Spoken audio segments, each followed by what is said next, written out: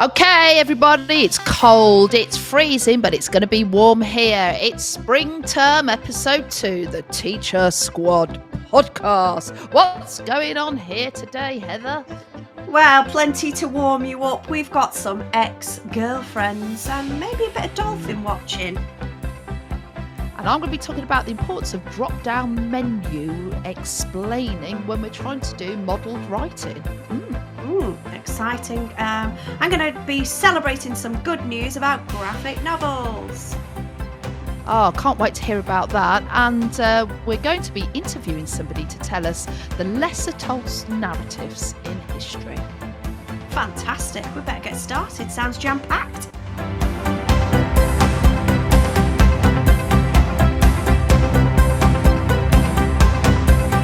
So, Jane, before we get into, the main features of the podcast, I just feel like we need to mention Bermuda. Do you know where it is on the map? Don't know. Is it near the triangle? Don't know. It is near the triangle. I had to look it up on the map, but the reason I looked it up is that we keep appearing on the Bermuda Education Podcast charts. We must have a little following there, and I'd really love to know who it is. Email us. Jane at theteachersquadpodcast.com, Heather at theteachersquadpodcast.com. Maybe, Jane, we need to go and do our podcast live from Bermuda. Get your Bermuda shorts out. Let's do it. I mean, I'm feeling a bit rubbish today, so I need something to look forward to. I've got to say, are you feeling a bit rubbish today?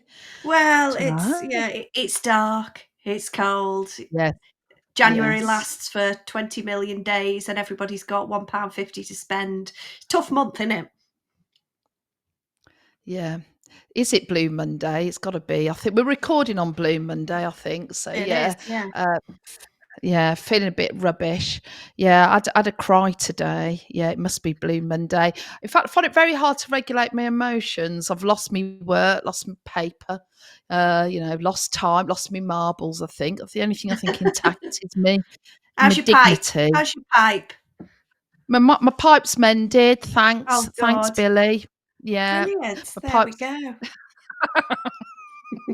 Yeah, we're In laughing and we're joking. But if people are genuinely struggling, we're happy to chat with people who are struggling, aren't we, Jane? But also we'll put in the show notes the education support link who are there to help and guide educators if they're finding things a little bit tough. Yeah. And I think when it is tough, I think, that is when you do have to hang on to kind of the slice of nice. And it is, you've got to practice happiness. And as Oscar Wilde told us, we're all in the gutter, but some of us are looking at the stars. So, what stars have you been looking at this week, Jane? What are you grateful for? Well, I am looking starry-eyed, actually, at everybody, because I've got a new strategy this year, which is rather than meeting new situations, which is I'm busy, I'm stressed, I'm at breaking point, my social battery is really worn down, rushing around closed off. I am meeting people like this. You, who I'm about to meet, are an incredible, gorgeous human. And I'm going to look at you with starry eyes. I think you're going to be really interesting. I'm going to look at them with full of hope and that I want to get to know them really well. And I'm going to look at them and think, wow, you're really interesting and I quite like your glasses. And this opening up, this open-heartedness, it's already stood me in good stead, actually, the last few days. Yeah. And I'm going to tell you a very quick story. I don't know if Ian wants me to tell you this story, but Ian's, brace yourself, Ian's ex-girlfriend. Oh, wow. What's going to happen now is there's going to be a bit in the pod that goes, Ian's ex-girlfriend and Heather's gratitude, and Ian's just produced and put it out. Let's see if it makes the cut, Jane. Go for it. Ian's ex-girlfriend, insert a sound effect. Duh, duh, duh. Used to live in Norway and then recently moved back to England. So, as Ian's wife, you kind of think, oh God, this could get a bit tricky. Do I need to be moody about it? Should I have my hackles up? Or I thought, well, if I've decided to be more open-hearted, then that's not what I should do, really. No. So we got invited around this weekend, and obviously I looked amazing. As usual, agent provocateur underneath just to make you feel extra sassy. Exactly. But I just thought, I'm not gonna be a moody cowbag. I am going to be really open-hearted. And you know what? I was really nice and kind, and met some new friends who weren't my friends, they were their friends. And actually, I was a bit real and vulnerable, and I wasn't showing off. I wasn't trying to get one up or having a dig or any of that. And actually, I had a really good time. And I met other working mums who were really stressed out. I met another mum who had 4 kids. I've got 4 kids. And she just said, oh, over the time, I feel like I've lost some friends, because how do you invite somebody with 4 kids to your house? And she says, I feel like I've missed out a bit. And how do you invite a family of 6? And then we talked about mum guilt and losing our temper with our kids, and like the shameful stuff you shouldn't really talk about. And we were just really real and honest. And I came away and I actually thought, God, is this a bit weird? Like, one of my new friends actually might be my husband's ex-girlfriend. That's all right. Yeah. That's all right. That's Is all he right. Get interested over in it. that? I don't know. I think he's worried if he starts sharing too many stories together. But yeah, I think he'll be He's a There's a bit line, isn't nervous. there? We don't go over that line. Yeah. Yeah. We don't go, what date did you start seeing Ian Oh! then? Like one of them. No, we're not going to do that. We're just only going to move forward. It's But it's yeah, I was very grown up of me, I thought, and actually it was very positive. So I'm grateful actually for just not being a twat, and just saying, yeah, sometimes there's a lot of expectations of like how you should treat people because they did that in the past or whatever, and just sometimes you've got to get over yourself. yeah. Yeah, Yeah. yeah, Oh, sounds like a positive experience, Jane. But when you say about yeah, losing friends, there's a thing with teaching, isn't there? It's kind of like social calendar is closed during term time, and you kind of need those strong teacher friends, don't you? Or those good friends yes. who are like, I get that you can't do it on a term time. I'll see you in Yeah, yeah. half term. But Yeah, you need to have, if you're a friend with a teacher, they need to be forgiving, don't they? That you can just be a bit all or nothing, linked to academic year stuff. And that's yeah, hard if you're not in teaching, because it yeah, can or get married to a teacher. I mean, yeah, you've got to know when to just back off. yeah, yeah. So, shall I tell you my Are gratitude, you Jane? grateful? Yeah, will you? Yeah, so mine's quite small, but really quite nice. So Yeah. we're recording on Monday. Yesterday, on Sunday, my daughter and I just went for a little wander downtown, and as we were walking back, we walked past Porthgwydden Beach, and I said, "Look, there's dolphins."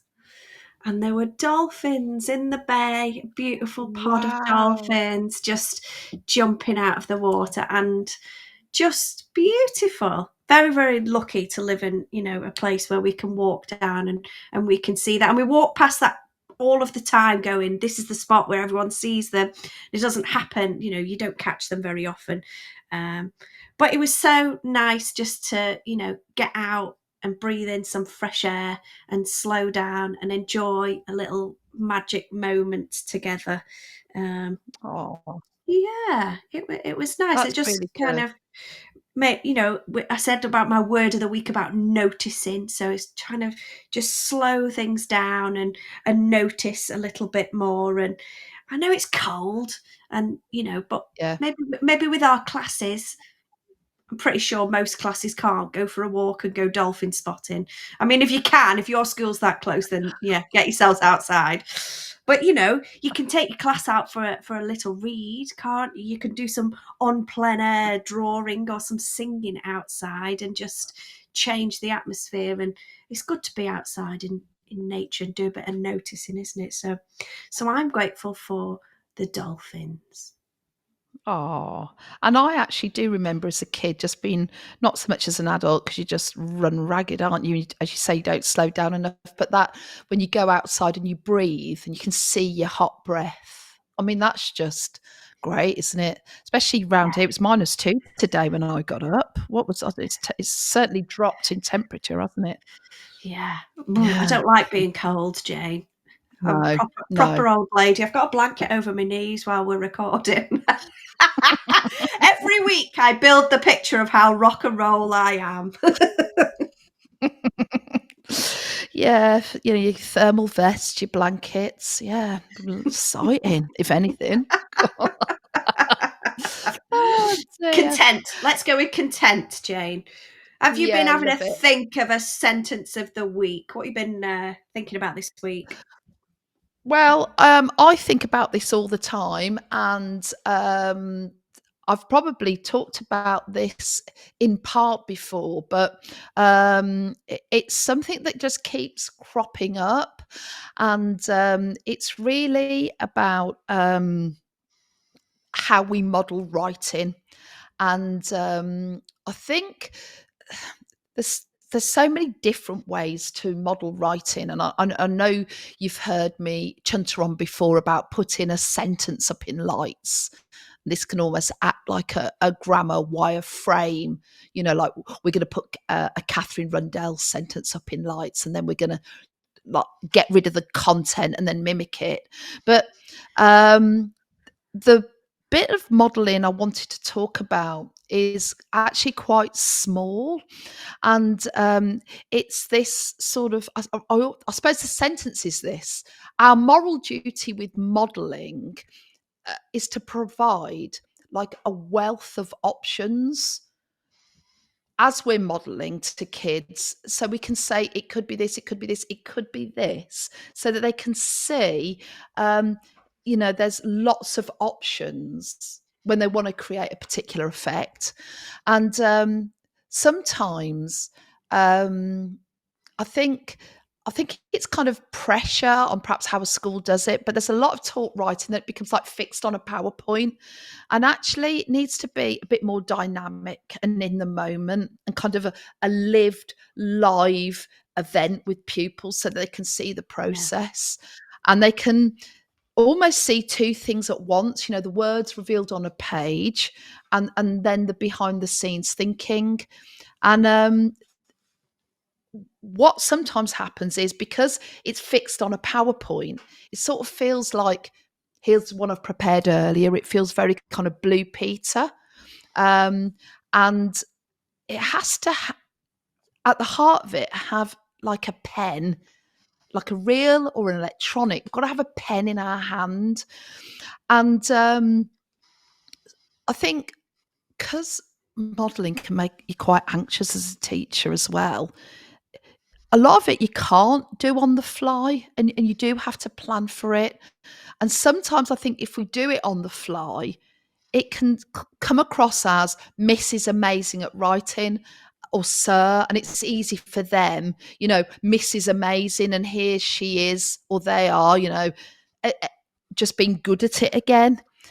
But what we've really got to do is drench them in language so that it's kind of grouped and sorted. And everything we need to do is about thesaurus thinking. And it's not just about words, it can be thesaurus phrases or clauses.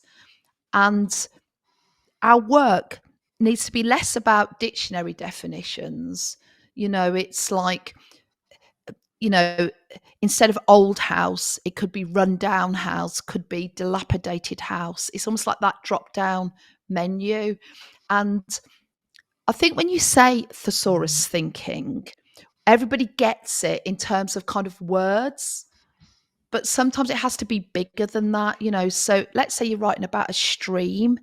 You know, it might be I'm going to drop down some quick similes here: the crystal blue stream, the butterfly blue stream, the dragonfly blue, and then, you know, other chunks like these verb chunks coming through, trickling through, weaving slowly through, meandering around the forest. Oh, I'm going to think about how it's glistening now, glistening, gleaming, shimmering over moss slick rocks, smooth rocks, time worn rocks, so that there's just so many different ways. And it's not just about one words, it's like bigger chunks of language, because otherwise, if we don't do the drop down menu of it, kids is like watch it and go, Miss is amazing. Yeah. Thank you. But they can't see what their choices and options are. And when I work with schools, I think sometimes in a bid to get ready for writing, it's like a lot of information is put on a PowerPoint, and then what's lost is the thinking about it, and actually more than that, the options for the children. The optionness of writing that's locked in modelling is fundamentally critical. And I think even sometimes if we're giving kids options, we're not giving them enough. It's like, here are 6 options here. And sometimes you've got, you know, a chunk of language that's 4 words or 6 words, you know, that, and then they get more used to that kind of playing around. Because the last thing we want is writing to be like closed procedure, replace this one word, because that's utterly naff. We don't want it to be that. You know. Yeah. I It's think hard though, Heather. it is hard, but to be fair, that's one of the best things I like doing at the front of the class. I think a flip chart. I know you said digital is an option, but there's something about having a real pen on real paper at the front and actually modelling what it looks like, placing the ideas on paper, chopping, changing. You know, we're expecting them to do it on a page in front of them. And Yeah. it's being clear about the purpose of that modelling, isn't it? Are you just demonstrating, or is it truly shared? And actually, sometimes the kids will come back with some. Once you've given them those layers of options, they will. Yes. It just sparks their brain, doesn't it? And it's like the penny drops, and they go, "I get what you mean. I get what," and then Yeah. they come back with some truly brilliant ideas that you can weave Yeah. together. I love a bit of shared Yeah. writing. Yeah, I agree with you. And I think the other thing I just wanted to say there, what I actually adore about children is, and I don't know, it's a weird one as well, because actually not all children are reading a lot and in depth and extensively. And obviously, of course, we know that their writing is going to radically improve if they do so. But there is also something wonderful about the fact that a child's thinking for writing isn't influenced by cliche. So I mean, I'll never forget this year 4 child. We were talking about. It was actually linked to the book, The Red Tree. You know, the book by Sean Tan, the picture book, and you know, we were exploring, you know, how the child felt and was anybody listening to them, because they obviously felt really sad. And we just talk about like what, or even like you want to say something but you can't. And we're trying to come up with a way to describe their voice. And this child said their dry violin voice.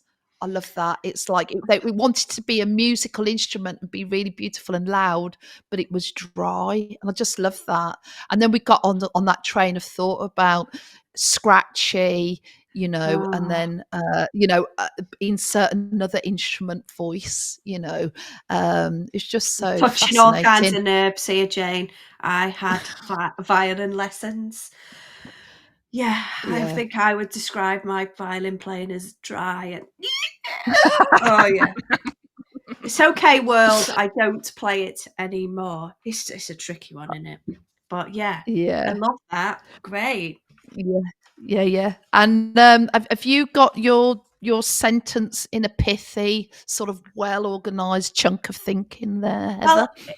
Well organised, yeah, because quite often you have lovely kind of flowing sentences, Jane, and I feel like my sentence is a bit short, and there it is. I've obviously taken the time to think about expanding the sentence more. So I took myself to year two to think of my sentence, and I thought I'm going to write a proper exclamation Yeah, sentence to make me sound a bit posher than what I is, and my yeah, northern roots. So here's my exclamation sentence. If I've got it wrong, you can tell me off. Best posh voice. What yes. good news about graphic novels it is. Ah, Going to talk love about that. graphic novels because this week we have had the announcement from Scholastic that, as well as doing their brilliant Laugh Out Louds, the Lollies Awards, books that are about making kids laugh, they have introduced a new award for graphic novels, which is just brilliant. Excellent. Yeah, Uh, so it's a brand new award, and it's going to celebrate the UK and Ireland's favourite graphic novels. And graphic novels have seen a massive, massive growth. Um, and lots of them are being used in the classrooms. But I was going to add another sentence to that, and it got a bit alliterative. I got a bit excited. So, good news, graphic novels, but growing knowledge greatly needed. And I think mm, there are many teachers who think, oh, brilliant, graphic novels, and they want to put them in their classroom, they want to make them available for their pupils. But there's a bit of a an idea about them and a mindset about them that they are a gateway, that they are for the reluctant reader. Um, yep, and this week, Mark Bradley, who is the creator of brilliant graphic novel series, has made a comment about this, and it starts with sigh. Comic readers aren't reluctant readers. They're not struggling with prose and so going for an easier option. Images don't make texts less complex. Comics aren't transitional stages to prose. Comics aren't lesser. They're just a different way of communicating meaning. So I think we've acknowledged in schools. I know that lots of people ask for them to have them in their libraries.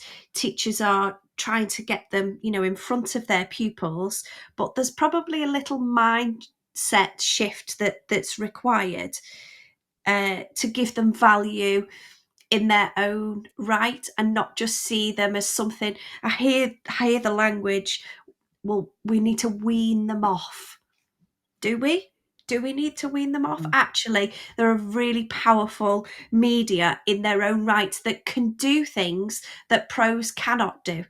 There's things that yeah, prose can do that other media can't do. That's why people still love reading books when we can watch mm, film, watch television. They mm, do different things, and it's about acknowledging that.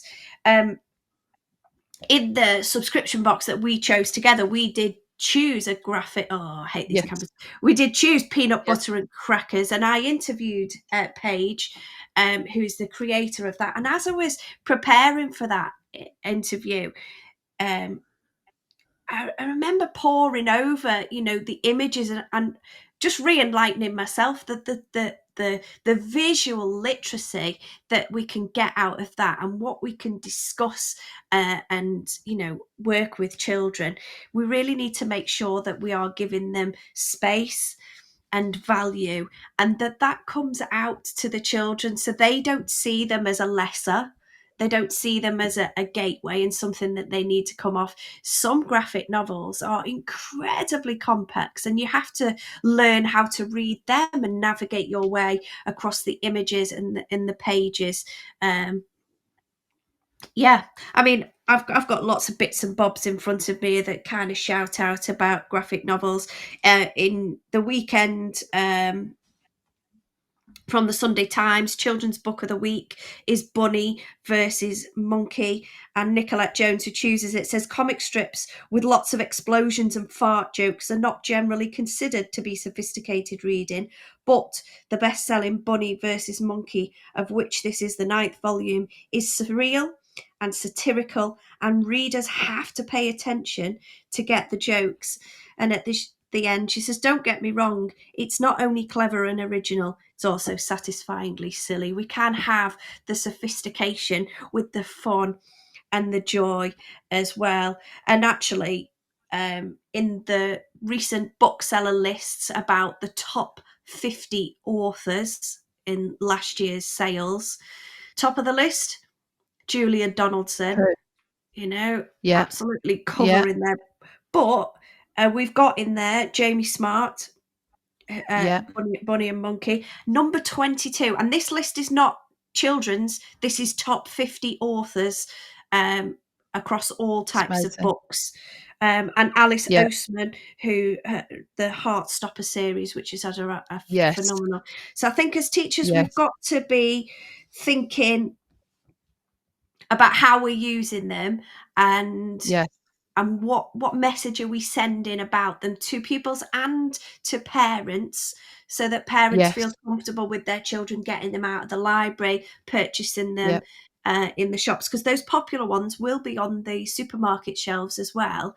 Yep. And it is encouraging reading, and they are important. I remember, Yeah. Yeah. this is a good number of years ago, Jane.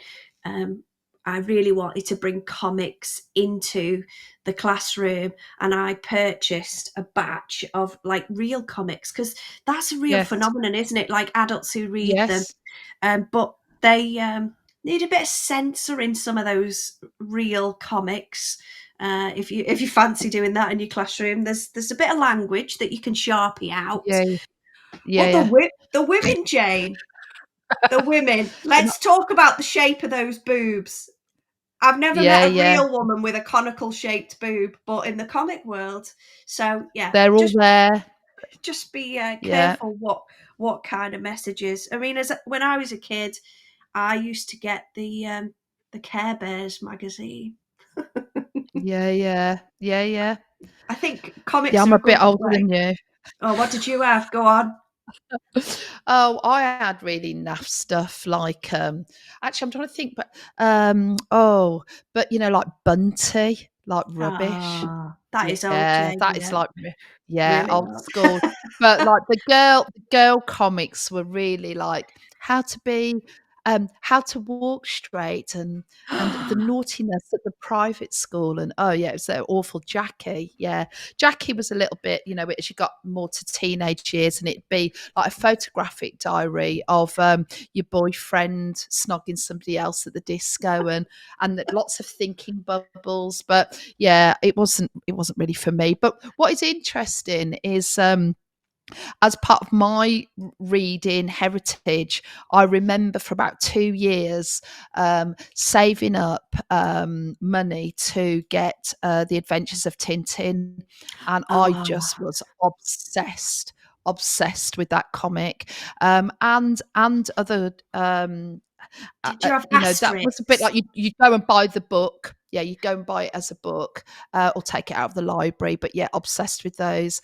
But in my local area, actually, in my area, Alan Moore was born, and he lives locally in Northamptonshire, and he's the world's greatest graphic novel author, in my opinion. He wrote Watchmen, and that is obviously Alan Moore is a little bit more top end secondary, but kind of a reminder that comics are for grown ups, and older children, Absolutely.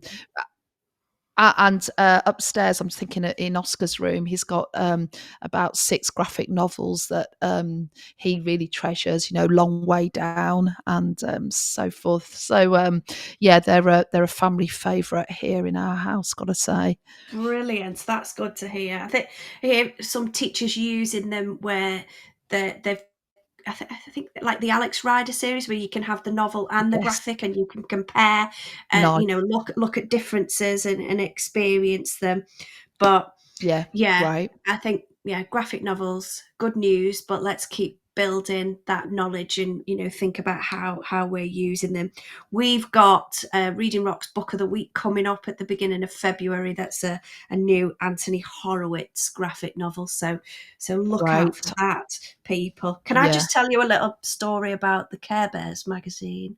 Yes, do. This is just probably just for the benefit to annoy my brother, who doesn't listen to the podcast. But when your childhood and there's little memories that stick out. We did get magazines, and like we were encouraged to do all the word searches and join in the competitions. And Ricicles was coming out. Do you remember that cereal, Ricicles? No. What's Ricicles like? Is that like Cocoa Pops? I think it was a little bit like what do I mean? Ricicles, like what do I snap like bit like Snap Crackle and Pop. What's that one? Cocoa Pops, Rice Krispies. Right, a bit like Rice Krispies, I think. Well, anyway, they had this competition, and I don't even know what you had to do for the competition, but I know it was in the Care Bears magazine, and I entered. Yeah. And this is a long time ago. People didn't order loads of stuff online. You weren't constantly getting parcels. This is like late 80s, and it was on my brother's birthday, and this parcel arrived, and he was so mad that it was for me, and I'd won this competition. And I won a little radio, a DJ radio. I've still got it. Maybe that's just to taunt him. And it's a little radio, just AM, FM, old school thing, and it just has a little head wobble and a mouth open. So enter competitions in magazines. It's a way to annoy your siblings. Yeah, but I tell you what, that is just such a core memory when that happens, isn't it? When you do, I can remember writing to Lady Bird Books and asking them how a book was made, and I received a parcel that was, I wish I'd have kept it, but it was from every point of the book's journey, and somebody as part of the process had written it in calligraphy pen and sent me, let's say, the stitching, a book part before it was, the cover had gone on and things like that. I mean, it's just fascinating. Because I was running a library at home. Do you know what I mean? And the person, which I was, the only person coming to my library was my gran. And so did she return her books on time? No, but she only had like 2 minutes to read them and give them back. Otherwise, I'd tell her off. And because I was a very cowbag librarian in my house. But there you go. I love that. They say, do you want to play libraries? And everyone go, no, not with Jane. No, don't want to play libraries with Jane. No, I wasn't playing mums and dads. I was playing libraries, and nobody came to the library. Yes, that was my childhood. Okay. Well, shall we swiftly move on? And can I tell you about our guest? Yes. So today's guest is Rosa Legeno-Bell from Diverse History UK, and they work with schools to help them decolonize the curriculum and bring diversification into school. So I'm really looking forward to chatting with her. Shall we bring her in? Yeah, brilliant.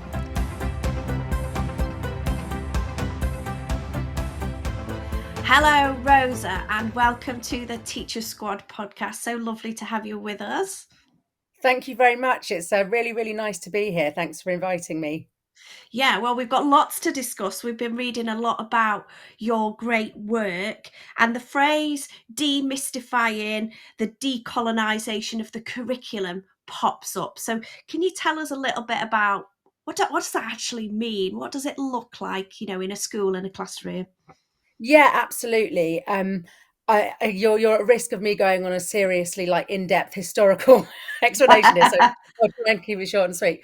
I've been a history teacher in secondary schools for coming up to 15 years, and when I started teaching, I became aware that we were still teaching the same things that I'd done when I was at school, and it was kind of the same thing. Not all schools at all, but often it was happening where the same stuff was getting churned out, and I just felt that it really wasn't amplifying enough voices. There wasn't enough people's experiences being shared through the history curriculum, but also other curricula as well. And I worked at a really progressive school in East London where the history department in particular did a huge amount of work on making sure their history curriculum was really diverse.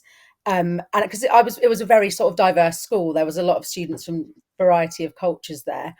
And that was what really inspired me to do something about it myself. So I went on to another school, became head of department, where I really kind of put my energies into amplifying as many voices as possible.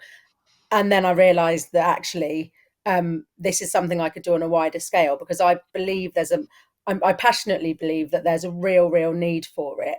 And I also genuinely think that the majority of educators would like to do it, would like to have a more kind of representative curriculum, but either they don't know where to start, or they don't have the time, or they're scared of potential backlash, particularly when you're talking about the kind of experiences of LGBTQ plus people. For example, there can be sort of parental backlash, or even from the school. You never know what people's views are. So I think there's a variety of things that make people want to get some extra support, I suppose. And so I guess one of the biggest things that we do is review existing curricula in schools. So that will be, for example, so we actually do develop them from scratch as well. But I found that one of the sort of most popular services is a school will get in touch and say, we've got this, scheme of work or this curriculum that we're really proud of. We worked really hard on it. We love it, and we don't want it to be kind of completely rewritten, but we would really like somebody with a historical background and who's an educator, which obviously I am, both of those things, to look through it and say, okay, let's say, okay, you're looking at the Tudors here. Have you thought about looking at Africans in Tudor England? Because there's quite a lot of research done, especially by Dr. Miranda Kaufman, who wrote the book The Black Tudors, that shows that actually Tudor Britain was pretty multicultural, whereas that's not necessarily what we've been told previously. Or I can say, okay, well, you're looking at the Tudors. Why don't you look at the fact that Henry VIII introduced the first act that made homosexual relationships and intercourse, more specifically, made it an executable offence? Why not look at that? So it's not about eradicating history, it's about adding to it and bringing new voices into it. I guess one of the criticisms of decolonisation that you often hear is people saying, well, we can't just wipe out white British history. We don't want to, we can't just eradicate all of that. What about, our history, if you like, in quotations for the for the benefit of listeners. Yeah, and I don't think it is about eradicating at all. Some people might disagree with me, but for me, it's about adding to and bringing in new voices to stuff that we already teach. And so that's probably the most common thing that we do for schools, and probably the aspect of the job that I really enjoy the most. Again, when we think about decolonisation, I suppose I should probably explain that a little bit. It's become one of those buzzwords, hasn't it? That's coming up more and more in education. But not everybody necessarily understands what it actually means. And it's related to the time of empire. So Britain had a huge empire started with Queen Elizabeth I, the last Tudor queen, and kind of increased in size up until the mid 1900s. And with that came a lot of kind of racist rhetoric, racist ideas that were perpetuated in order to justify colonizing countries all over the globe. So as well as that, there was a lot of kind of, how do I say this? So there was white people, especially white men, were given priority. If you were, in fact, I should say rich white men, actually, because a lot of working class white people were exploited as well in empire. And so really, unless you were a wealthy white man, you didn't really get a look in. And that's when we talk about decolonisation, we're talking about trying to use education to unpick a lot of these kind of racist, sexist, homophobic views that really, I don't want to say came about during empire. Some of them did, but were really perpetuated during the time of the British Empire, in order to kind of secure white patriarchal supremacy, I suppose. And so it's about it. For me, decolonisation is about bringing in a range of different voices. Anybody who historically has been silenced or forgotten or left out, I want to find those stories and those experiences, and it can be quite difficult, because they don't necessarily get recorded or archived, right? But we want to kind of make sure that every student feels represented by the curriculum, and that's what decolonisation is to me. I know I went on a bit of a long That's explanation. brilliant. One of the phrase that I picked up from your website that I really like was lesser told narratives, and I think that's what you've just expanded on there. Yeah, absolutely. That's my passion. It's sticking up for the little guys, I guess. Love it.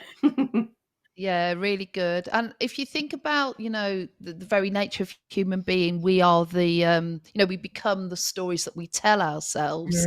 Are we able to see ourselves in all parts of kind of narratives in the past and heritage, and kind of that connection with kind of where we've come from, and the links and joins across kind of geography and history, I suppose.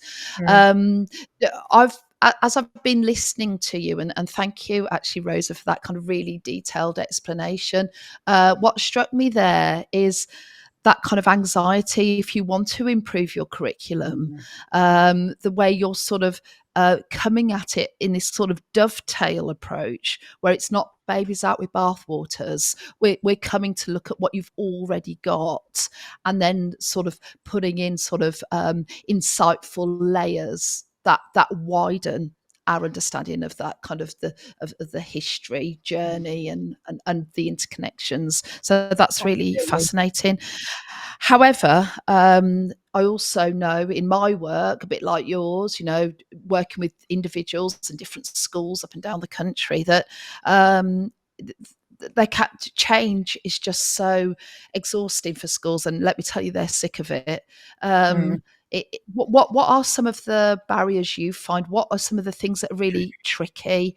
And you sort of hinting at that sort of nervousness about judgment from parents. We see sometimes, don't we, that things can blow up about sex education.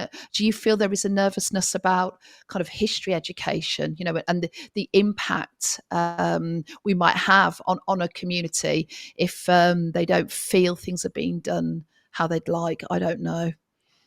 No, you're absolutely right. The nervousness about it, I would say, probably is. It's funny because in a way it's the biggest barrier, but it's also one of the biggest reasons why people want to ask for my help, because they really want to make positive changes, but they think I guess they just want somebody to kind of guide them through it and to provide the support, because it can be scary. And we've all worked in education, and we know that there can be challenges from communities or religious bodies or parents. So there's a couple of things that I do in order to try and kind of allay that. The number one thing that I say to schools, and as you can imagine, the one of the areas that we do see backlash is from teaching LGBTQ plus history. One of the things I've had, because we have a diverse history UK, that's who we are. We have a presence online, and some of the comments I've had on social media before have said, "Oh, it's disgusting that you're teaching about gay sex to children." And I say, hold on a second, nobody said anything about sex.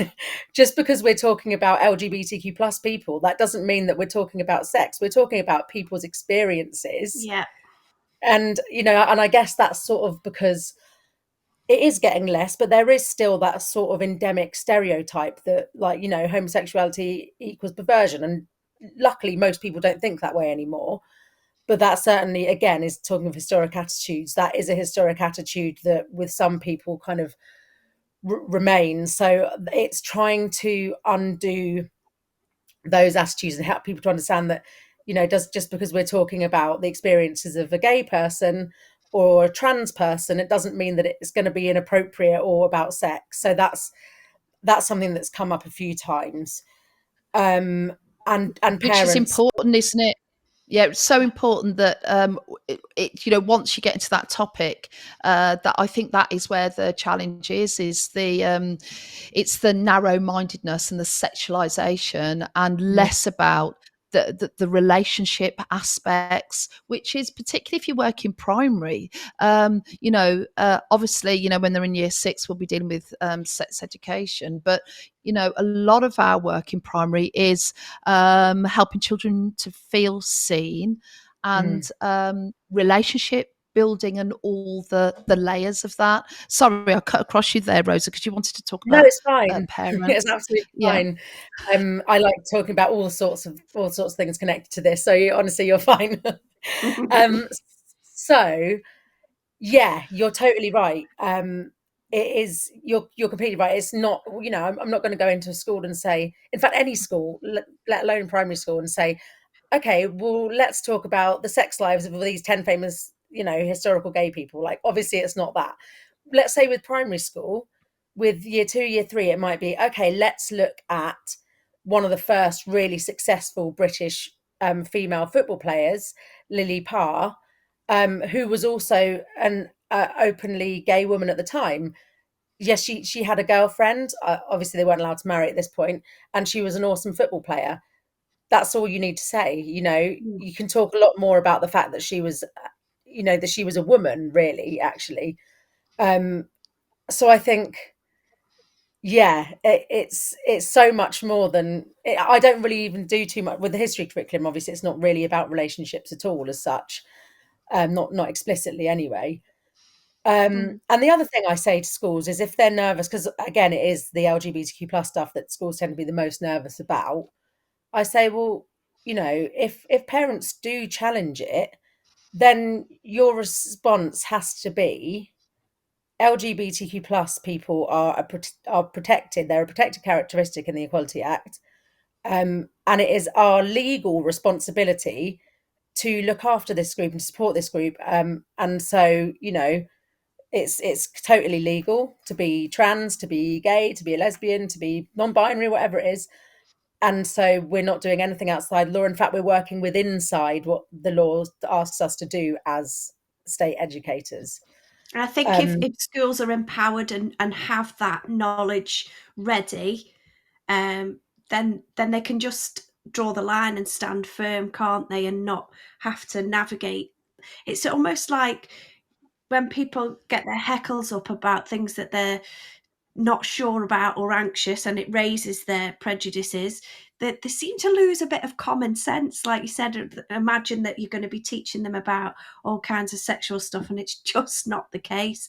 So I think you giving schools that language to be able to talk about it is brilliant. I wanted to ask you about you being a female voice for LGBTQ. We're two female hosts on this podcast, and our profession is mostly female. Yet there are lots of male voices, more than female, representing, and I can think of a couple of role models and teachers and education consultants working powerfully to change the voices about LGBTQ, but actually not many female. Do you feel that you're, one of the few voices? How does that impact you? Yeah, that's really interesting. And I have to be honest, it's not really something that I'd kind of explicitly thought about before. So it's a really interesting point. I think it's funny, really, because I was raised in such a way that, like, I've never felt silenced by my gender, and I know I know that, and I guess that's testament to my parents in a way. Like my dad gave me exactly the same opportunities that he would have done to a son, and was always making me help him mend things and carry things and stuff. And so because of my upbringing, I'd never felt that sort of fear that I know some women have because they've spoken to me about it before. So I guess that makes me feel quite confident, but with speaking. But it's quite interesting, and I think you're right. It is. I guess it's in the same way that we're in a very, very female-dominated profession, but there's still a huge amount of men in senior leadership, despite the fact that women overwhelmingly outweigh men as teachers. I'm not sure of the exact statistic now, but I know at least a few years ago, like in SLT, it was way outweighing in men. So I guess it's that same sort of thing, isn't it? Historically, like, men have been the voice, the mouthpieces, and so in a way that sort of continues. Maybe it's because a lot of women don't feel confident to speak out, or don't feel they would be listened to. But yeah, I'm always up for being a mouthpiece for women. Brilliant. The LGBTQ community. So and in terms of the good work, Rosa, I'm just going to finish on this, really, just to ask you in a very practical way, you know, maybe with some nitty gritty examples that people can kind of reflect on and learn from. In terms of your day-to-day work with a school, could you talk us through kind of a success story, something that has particularly happened because of your work with a school? Yeah, absolutely. We've been going since 2020, and there's a few kind of things, people we've worked with, that really stand out in terms of, you know, I felt, God, we really helped this school, and you can really see the impact that it's had on this school or this trust, because we work with a lot of trusts. So I'll talk about one example of a school that actually an academy trust called Genogly that I worked with in. They're mostly in Nottinghamshire and surrounding areas, but yeah, most of the schools are in Nottinghamshire. And I was first approached by the deputy head of a lovely little primary school called, I think it's Springfield Academy in Bullock in Nottingham, which is kind of one of the less sort of privileged areas, if you like. So they had a wide variety of different types of students that went to the school. And that was, they said to me, and they kind of got in touch, and they said, look, we've got all these students, it's very multicultural, from all sorts of walks of life, and we don't feel that our history and PSHE curriculum is reflective of that. So this is what I was talking about earlier with the curriculum reviews. They'd just done up their curriculum, and they were like really passionate about a lot of it. And they said, you know, so we don't want it written from scratch, which I completely understand, because I think teachers have to have autonomy over their curriculum anyway. And yeah, so I went through that, and, you know, it takes a long time, obviously, because you have to really think not only about what you want to include, how it's going to be taught, and a lot of research needs to be done too. So I spent a long time going through this curriculum, both the history and the PSHE curriculum, which we've done actually quite a lot, because what we found has really, really worked is when you kind of design or add to the history curriculum, but you can then go through the PSHE curriculum and make sure that what you put into that directly links to and supports what's happening in history. So, for example, with this particular school, with EYFS, we weren't talking to them in PSHE. We weren't talking to them specifically about, you know, gay people or race or racism. It was about bringing in activities that would just get them to think about inclusion or identity or belonging. So, like the building blocks, if you like, so that when they're a bit older, they can go on to have a better and a more sort of personal understanding of some of the issues. So we went through both the PSHE and the history curriculum, and brought in all sorts of, I suggested all sorts of different things. For example, one of the things that I was really pleased about was they obviously needed to have an element of local history, Nottinghamshire is very historically industrial area with a very rich sort of mining history. And what we also know, sorry, my historical tangent again here, but what we also know is that white working classes and immigrants have been pitted against each other by the media, for example, for a long, long time. And actually, both of these groups are being downtrodden and exploited by society, right? So it was this idea of looking at mining history, the local mining community, but looking very much at the role of white working class people, but also the immigrants, particularly Caribbean immigrants who came over in post World War II, and worked alongside the white working classes. Because we get told constantly that it's been a history of conflict, and yes, that's part of it. But actually, there's lots of examples of white working classes and the working classes of people of color have really come together and been friends and worked in unity and harmony. And that's really what we're about, is trying. Everything that we do is about trying to make society more unified, more harmonious. So every little bit is really, really thought through, if that makes sense. So it was looking at not just the white working classes or the kind of black working classes, is looking at their shared history, their shared positive history, because I think that's super important. Definitely. I agree with that we find those moments to celebrate where there has been good relationships and cohesions. Otherwise you become at risk of sort of only sharing kind of tragedy, because there, as you say, will be moments to celebrate as well in the past. Obviously there's some atrocities, but it has to be balanced, doesn't it? And real. I suppose that is the trickiest thing, as you kind of alluded to earlier, with that sort of primary sources of evidence, and because there have been a backlog of untold stories, then actually trying to go back and unearth them is going to be much more challenging. But it is there if we look hard enough. Absolutely, it will be there. yeah, absolutely. Yeah. It really is. And I think the other thing that I kind of always say to teachers is talk to the kids about the historiographical challenges. So get the kids to understand why it's more difficult to find out about these histories. Like, that can be absolutely shared with them. Like, you might spend hours and hours and hours doing the research. Tell the kids why has that happened? Why have you not just put in a little phrase and it's come up with tons of stuff online or something? So I think that's part of the process. So I think it can actually be really useful for them from not just a knowledge perspective, but from kind of a skills and a critical thinking perspective as well. And the other thing that we did, sorry, going back to what we were doing with the school, the other thing that we always try and do, if the schools or the trust is into it, is to do a staff CPD.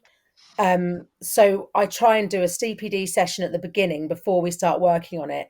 So just explaining, like looking at the history, because a lot of adults actually don't understand the history of colonialism and the impact. So we do kind of a session on the history with the staff, and try and, because we want them to all be on board. We want them to understand and feel passionate about having this kind of representative curriculum. We then go away and do the review, and then go back and kind of look through, explain everything that we've done and why we've done it, and where they can find supporting resources and stuff if they're making the lessons themselves.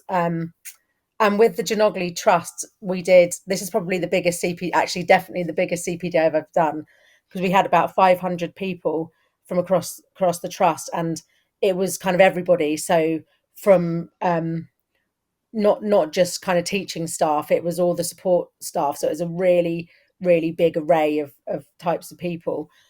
And one of the things that I'm really kind of careful to talk to people about is this idea that actually, when it comes to colonialism and the impact on us, unless you were like part of the wealthy kind of ruling classes, we all had ancestors that were exploited, whether black or white or anything else. We all had ancestors that were exploited by the system.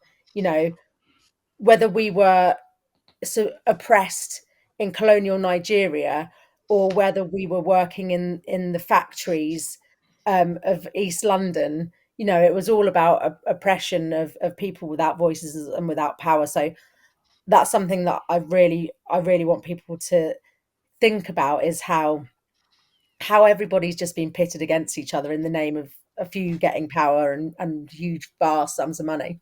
Yeah, I think. And actually, yeah, go on, Heather. Yeah. I was just going to say that is the most important thing, that you want children to be critical about, you know, being able to, as an adult, you know, as a future citizen, being able to be kind of deeply understanding of kind of the power play in current society. Yeah, 100%. Yeah, and I'm like really passionate about that, especially in a society with lots of emerging extremist groups. You know, on all sides, far right extremism, for example, is massively increasing at the moment. And if a lot of our students have done lessons about the cohesion of these groups in society and actually who's really doing the exploiting, then maybe, hopefully, they might think twice if anybody tried to approach them with these kind of really awful extremist ideologies. Yeah, that is the importance of the work, isn't it? And it's great to hear that when you work with schools, it's very about the place and the school and the community, and that's what a curriculum is, isn't it? It's not just something we buy off a shelf and apply. You know, it is very much about that place. We could chat to you all night, but you know, we're all busy people. So I'm sure some people will be thinking, oh, we'd love to work with you. So where can they find you? Where can they follow you and get in touch with you? Yeah, so please do get in touch. We're always happy to work with new schools, and you know, the more people that get in touch with me, the better I feel about society, because it's just so nice to know that there are so many like-minded educators that are really kind of passionate about making an inclusive curriculum. So we're called Diverse History UK. We are on Facebook as Diverse History UK. We are on Twitter at Diverse History, and the same for Instagram as well. And our website is www.diversehistory.co.uk. So you can contact us directly through there. So as well as the curriculum reviews, we also offer kind of standalone workshops, or sometimes schools get in touch and say, we'd really like a scheme of work developed on you know, LGBTQ plus history from 1533 to 1900, for example, and we go away and create that for them. So there's all sorts of services that we have. We even mentor LGBTQ plus students, because I don't know if I said this, but myself and my wife obviously are LGBTQ plus, and my wife co-founded Diverse History UK with me a few years ago. So we provide mentoring, which is obviously more pastoral. There's lots of different things that we can do, and lots of different ways that we can help schools to make a diverse and representative and kind of compassionate curriculum that where all students feel heard, and hopefully all parents and all people in the community feel heard as well. There's also a bit about our pedagogy on our website. So we've been developing this over the few years, and our kind of simply, our pedagogical model is about diversification, obviously, differentiation, because I genuinely believe that every student can access academia if it is packaged in the right way. It's also about developing academic skills as well. Kind of linking to what I just said, I think, you know, in history we look at academic interpretations, we look at sources, it's all quite high level, but not just I believe, I've seen actually in action that every student can access it if it's done in the right way, and finally driven by students. So we're all about kind of independent learning, active learning, and that can be in a variety of ways. So please do get in touch, and even if it's just for a chat about how we can, you know, how we might be able to help you. Fantastic. Thank you so much for joining us, Rosa. Thank you very much for having me. It was lovely chatting with you.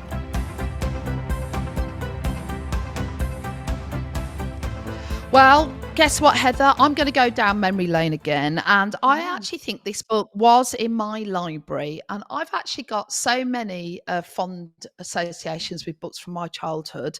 And I read a lot as a kid, not because I was a swat. It's just because life was so boring. You know, there's 2 TV channels. There was no live sport. Nothing was open on a Sunday. There were no games apart from board games, you know. And I was playing games that Henry VIII probably played, like Snakes and Ladders and Patience. I mean, rubbish. And this book I read at home, and then we read it in school. And it was called Emile and the Detectives. And this is an adventure. And Emile's mother saves up lots of money so that he can go and stay at his auntie's and grandmother's in Berlin. And he travels on his own and he falls asleep. I can remember feeling utter panic when I read this for the first time. And it goes like this. Emile woke up just as the train was pulling out of a station and found himself on the floor feeling very frightened. He must have been asleep, he thought, and slipped off the seat. Now, for some reason, his heart was beating like a sledgehammer. He could not remember where he was at first, then gradually it all came back to him. Of course, he was on a train going to Berlin in a compartment with a man in a bowler hat.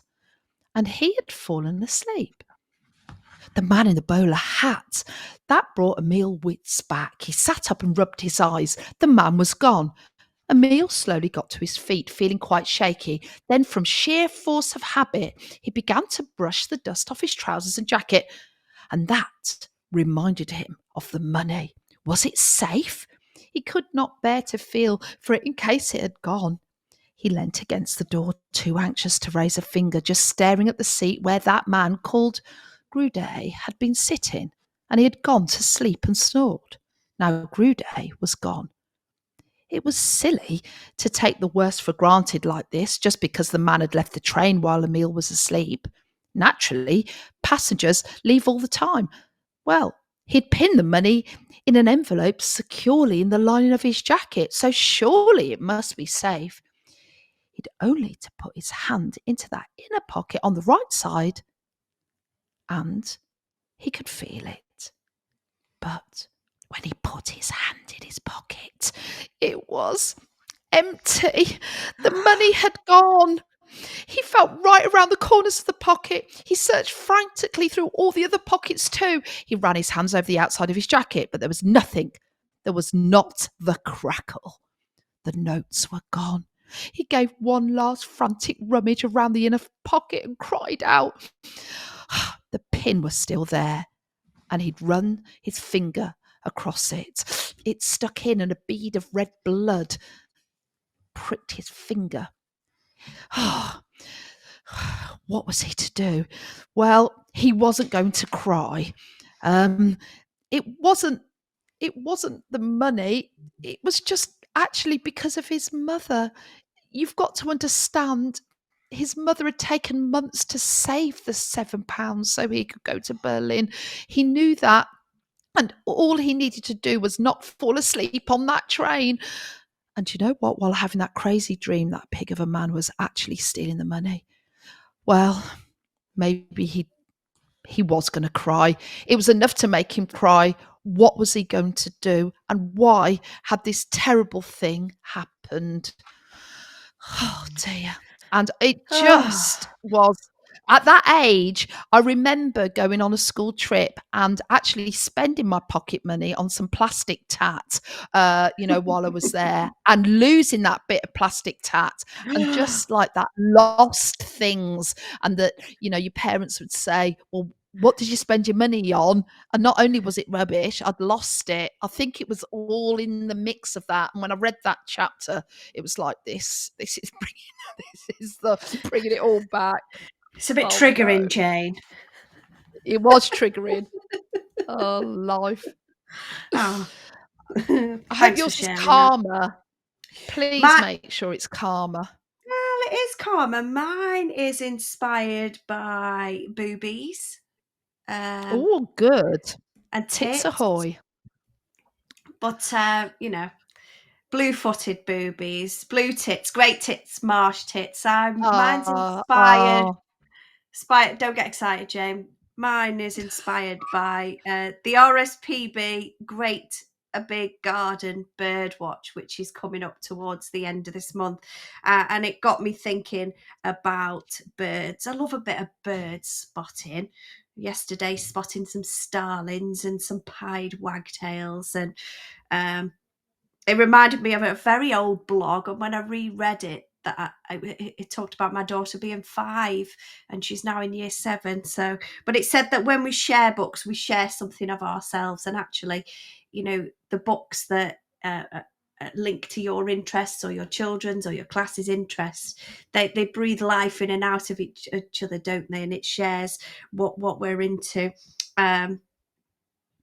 So this book that I've chosen links to a blackbird. This is one of my very favourite non-fiction books. It's just a very simple RSPB first book of birds. But I've chosen to read from this book. It's by Katja Balin. So people may be fans of October. And she has a beautiful writing style. And this is called Birdsong, and it's beautifully illustrated by Richard Johnson, and it's published by the wonderful Barrington Stoke. Absolutely love their books that are